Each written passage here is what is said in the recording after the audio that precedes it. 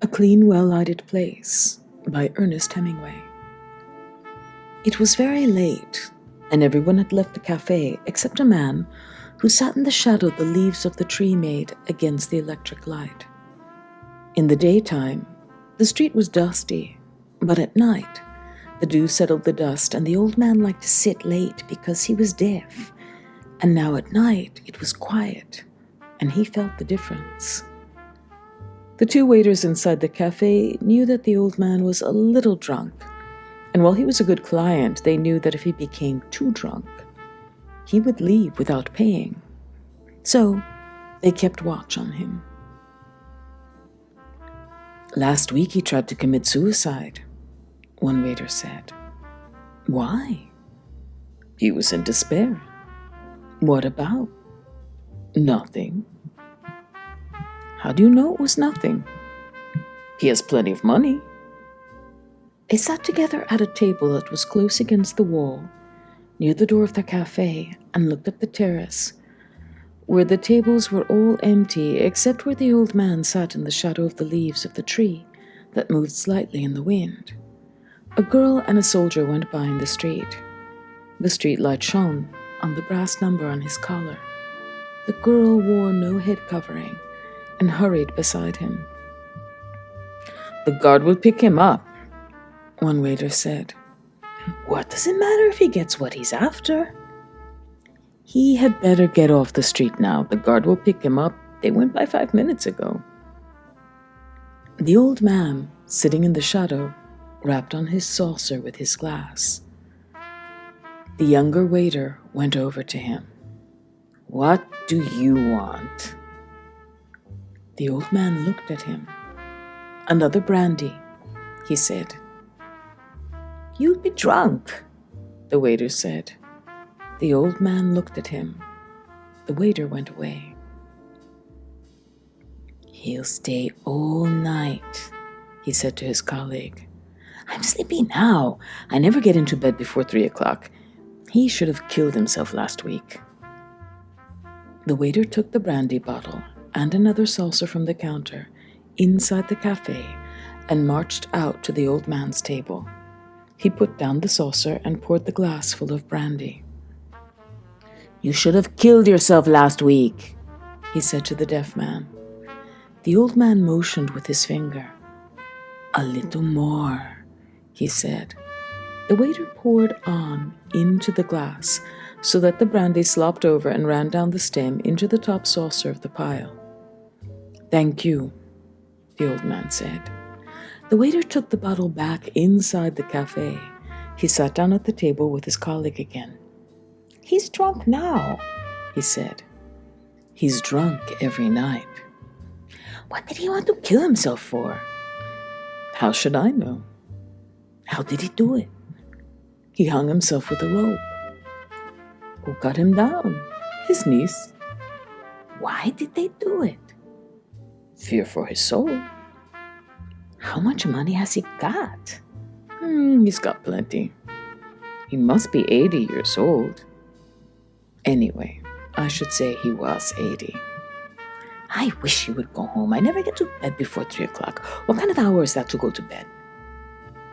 "He stays up because he likes it." "He's lonely. I'm not lonely. I have a wife waiting in bed for me." "He had a wife once too." "A wife would be no good to him now." "You can't tell. He might be better with a wife." "His niece looks after him. You said she cut him down." "I know." I wouldn't want to be that old. An old man is a nasty thing." "Not always. This old man is clean. He drinks without spilling, even now drunk. Look at him." "I don't want to look at him. I wish he would go home. He has no regard for those who must work." The old man looked from his glass across the square, then over at the waiters. "Another brandy," he said, pointing to his glass. The waiter, who was in a hurry, came over. "Finished," he said, speaking with that omission of syntax stupid people employ when talking to drunken people or foreigners. "No more tonight. Close now." Another, said the old man. No, finished. The waiter wiped the edge of the table with a towel and shook his head. The old man stood up, slowly, counted the saucers, took a leather coin purse from his pocket, and paid for the drinks, leaving half a peseta tip. The waiter watched him go down the street, a very old man, walking unsteadily, but with dignity. Why didn't you let him stay and drink? The unhurried waiter asked. They were putting up the shutters. It is not 2:30. I want to go home to bed. What is an hour? More to me than to him. An hour is the same. You talk like an old man yourself. He can buy a bottle and drink at home. It's not the same. No, it is not, agreed the waiter with a wife. He did not wish to be unjust. He was only in a hurry. And you have no fear of going home before your usual hour? Are you trying to insult me? No, hombre, only to make a joke. No, the waiter, who was in a hurry, said, rising from pulling down the metal shutters. I have confidence. I am all confidence. You have youth, confidence, and a job, the older waiter said. You have everything. And what do you lack? Everything but work. You have everything I have. No, I have never had confidence, and I am not young. Come on, stop talking nonsense and lock up. I am of those who like to stay late at the cafe, the older waiter said. With all those who do not want to go to bed, with all those who need a light for the night. I want to go home and into bed. We are of two different kinds, the older waiter said. He was now dressed to go home. It is not only a question of youth and confidence, although those things are very beautiful. Each night I am reluctant to close up because there may be someone who needs the cafe. Hombre, there are bodegas open all night long. You do not understand. This is a clean and pleasant cafe. It is well lighted. The light is very good, and also now there are shadows of the leaves. Good night, said the younger waiter. Good night, the other said.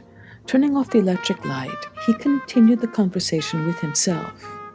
It was the light, of course, but it is necessary that the place be clean and pleasant.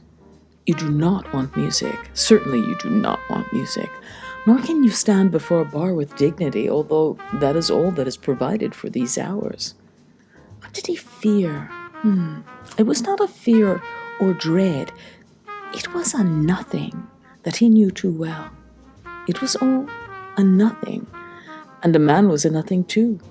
It was only that, and light was all it needed, and a certain cleanness and order. Some lived in it and never felt it, but he knew it was all nada, y pues nada, y nada, y pues nada.